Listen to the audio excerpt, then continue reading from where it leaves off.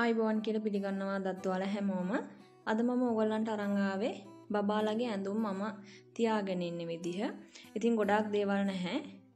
හරිම ටිකක් තියෙන්නේ. මොකද වින්ටර් එක සමර් එක එනකොට ඇඳුම් මාරු කරනවා. ඉතින් බබාලට ගොඩක් වෙලාවට ඇඳුම් අයින් කරන්න වෙනවා. යාලා ඉක්මනට ලොකු වෙන නිසා. ඒ නිසා මම ඇඳුම් ගන්නකොට, සපත්තු ගන්නකොට පොඩ්ඩක් තමයි ගන්නෙ.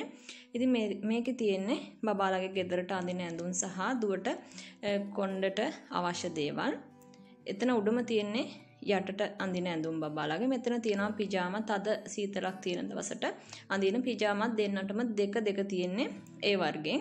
මෙතන තියෙන්නේ දුවගේ ගෙදරට අඳින ඒවා. තද ලා සීතලක් තියෙනකොට අඳින පිජාමයි. අනිත් ගෙදරට අඳින්න අවශ්‍ය ඇඳුනුයි.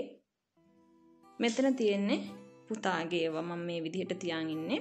මේවා අස් කරන්නේ දුව. ඒ නිසා ටිකක් ලස්සනට තියලා නැහැ යා. එයාට පුළුවන් විදිහට තමයි එයා මේ දේවල් අස් ගන්න. ඉතින් මේ කබඩ් එකේ සම්පූර්ණම තියෙන්නේ එයාලගේ ඇඳුම්. හොයා ගන්න පහසු වෙන්න එයාලා පින්තූර දෙකකුත් අලවගෙන ඉන්නවා. මෙතන තියෙන්නේ දුවගේ ඇඳුම් ඉස්කෝලේට අඳින. මොකද මෙහි යුනිෆෝම් එකක් නැහැනේ. ඉතින් ඒ නිසා මෙතන තියෙන්නේ බබාට දුවට අවශ්‍ය කරන ඉස්කෝලේ ඇඳුම්. ජැකට් මේ සැරේ මම ඉස්කෝලේ ඇඳුම්වත් ජැකට්වත් ගත්තේ නැහැ මේ අවුරුද්දේ. මොකද කොරෝනා නිසා කවද කොහොම යන්න වෙයිද දන්නේ නැති නිසා. මොකද දුවගේ ඇඳුම් ගොඩාක් මට අයින් කරන්න වෙනවා. ඉතින් ඒ නිසා මෙතන තියෙනවා ගවුන් ටිකක් මේක පන්සලට අඳින්න. සාමාන්‍යයෙන් නිවාඩු දවසකට එළියට යනකොට වගේ අඳින්න මම අරන් තියෙන්නේ. ඉතින් පුතාටත් තියෙන ජැකට් 3ක් 4ක් වගේ තමයි මම අරන් තියෙන්නේ. ඉතින් මේ තමයි දුවගේ ඉස්කෝලේට අඳින ජැකට් ඒ ටික තියෙන තැන. ඊට පස්සේ මෙතන තියෙනවා දුවගේ බෑග්, තොප්පි ඒ වගේ දේවල් මේ රෝස් පාට එකේ දාලා.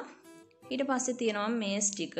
මම මේස් ටික මේ විදිහට තියලා තියෙන්නේ. දැන් නම් මේ දෙක කලවම් කළා. මොකද බබාගේ චූටි පුතාගේවයි දුවගේවයි වෙනම තියලා තියෙන්නේ. දැන් දෙකම යාලා කලවම් කරලා තියෙන්නේ.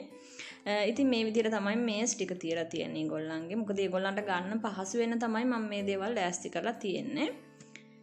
මෙතන පහළ ලාෂු දෙකක් තියෙනවා. මම ඒකේ දාලා තියෙනවා දුවගේ ඉස්කෝලේ අඳින ඇඳුම්. ඉතින් මෙතන උඩ මේකේ තියෙන්නේ යටට අඳින ඇඳුම්, මේස් ඒ වගේ ඒවා. ඊට පස්සේ එතන එහා පැත්තේ තියෙනවා ටී-ෂර්ට්, බ්ලවුස් ඒ වගේ එයාට ඕන කරන දේවල් ටික. ඊට පස්සේ යට එකේ තමයි තියෙන්නේ සායවල්, කලිසම් ඒ වගේ ටික.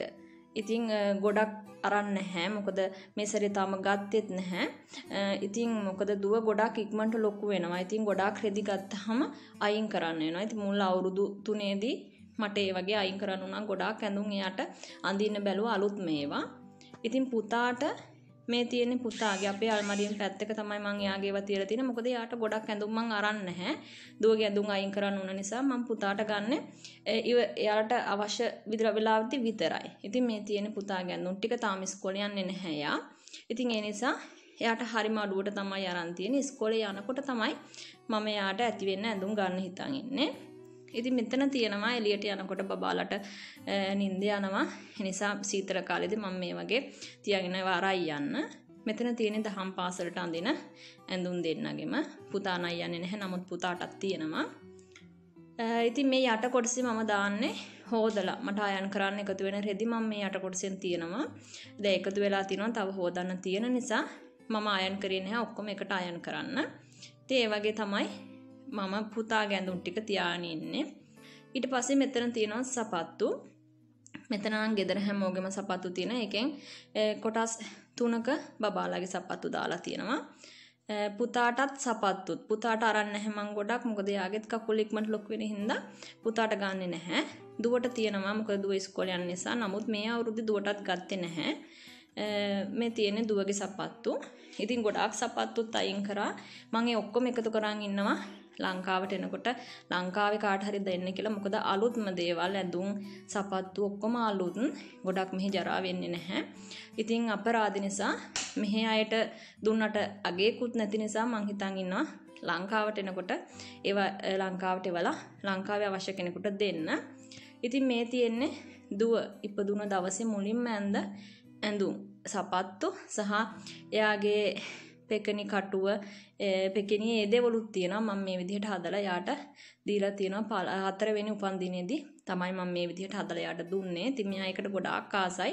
චූටි ඇඳුම් කියලා පුංචිම කාලේ කියලා එයාට මම තියන් ඉන්නේ ඒ ටික.